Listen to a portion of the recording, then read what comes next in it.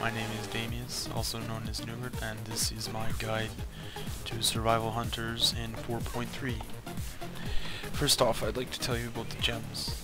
The gems that you should be using are, for the yellow socket, 20 agility, 20 crit, or 20 agility and 20 haste.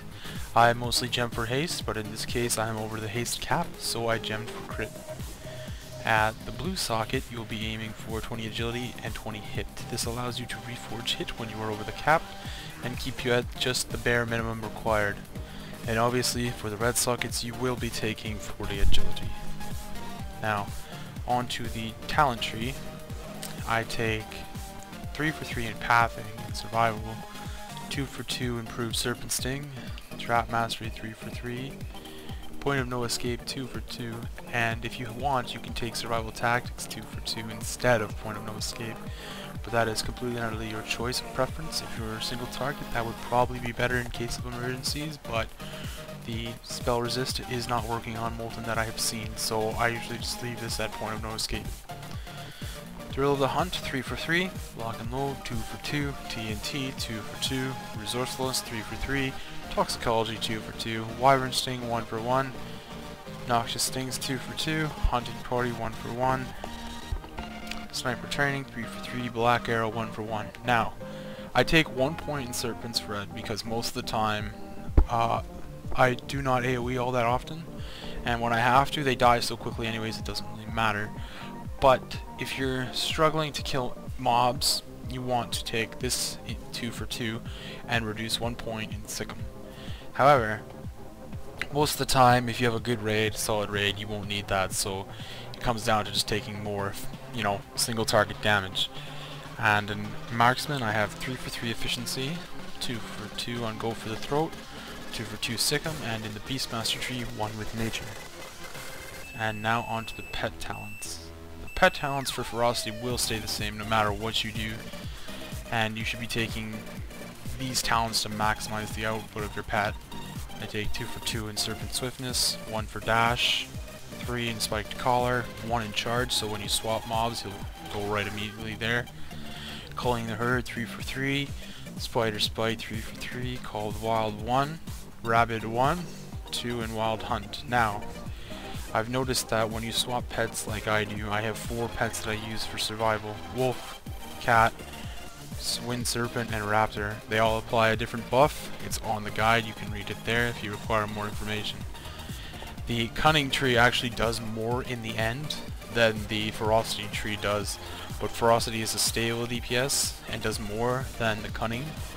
However, if you take these talent points, which I'll cover in a few seconds, you will end up doing about 400,000 more damage overall at the end of a long fight.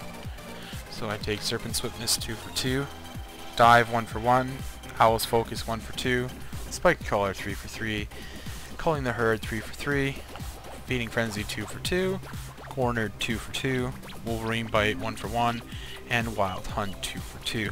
Now currently Wolverine Bite is bugged. It does not cast every single time it's off cooldown. I don't know why. Even though if you have a Hunter Focus it should, but it doesn't.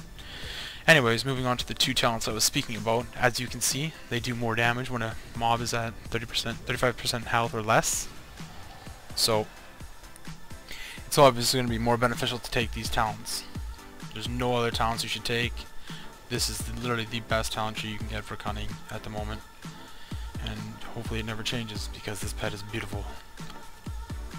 Now on to the glyphs. For the prime glyphs I use the explosive shot, kill shot, and serpent sting.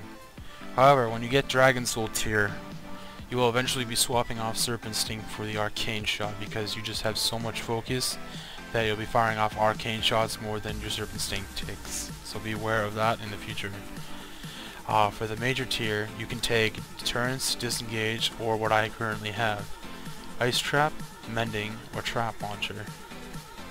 Those are the 5 possible best glyphs available. Depends on your personal preference. This also is beautiful. Wyvern Sting if you're doing Alice Razor. It helps a lot. Minor glyphs. I take Aspect of the Pack and Feign Death. There's really nothing else that's really, beneficial. Even Aspect of the Pack is questionable, but you definitely should take Feign Death.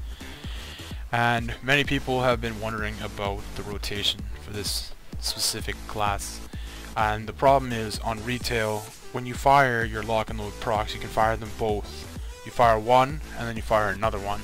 And at the end of the first explosive shot, as your second one hits, it'll add the damage that was going to happen onto your first tick of the second explosive shot. Meaning if you hit 10k, the second one will hit 20k, adding the previous damage plus the new damage, and it will refresh the dot.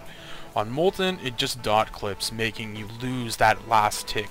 So what you want to do is a rotation similar to this. I'll show you very slowly so you can get the hang of it. And if you don't, just practice on a dummy and you'll get the hang of it really easily. Basically, you put your hunter's mark on the boss. You'll start out with Serpent Sting, pop explosive shot, rapid fire, black arrow, cobra shot 2 or 3 times, get some focus. Now this is the part where it matters the most. Explosive shot, arcane shot, explosive shot, arcane shot. Now watch the dot timer, explosive shot. And you always want to be above 50 focus at all times, because watch, if you're not above 50 focus, you can't do your cobra shot or arcane shot effectively. Now every time your explosive shot goes on the cooldown for the final time, you want to fire off 3 cobra shots to put your focus back so you can do explosive shot and black arrow.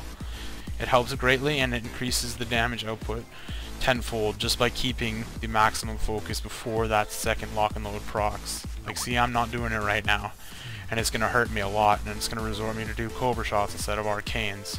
See? And cobra shots do hit hard, but they're a longer cooldown, and they also push your lock and load proc, giving you not enough time. Like, I just missed that explosive shot, as you saw.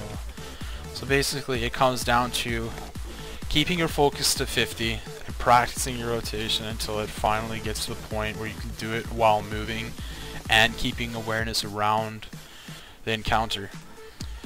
I hope this explanation helped you, and if you require any more information, please check out the guide on the Molten forums. A link below in the video description will be posted. Feel free to click it and look. There's a lot more information that I did not go over because I did not want to make a 30-minute video. So if you do need more information, feel free to go there and take a look. Thanks for watching, and good luck.